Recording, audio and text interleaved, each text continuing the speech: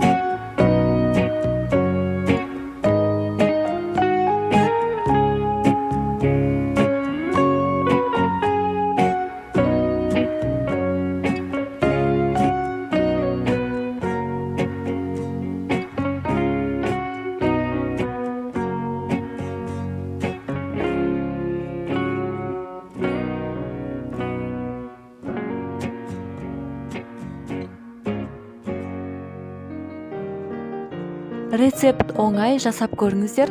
Толық рецептіні описанияда қалдырамын. Видео ұнаған болса лайк басып тіркеліп алыңыздар. Келесі кездескенше қош сау болыңыздар.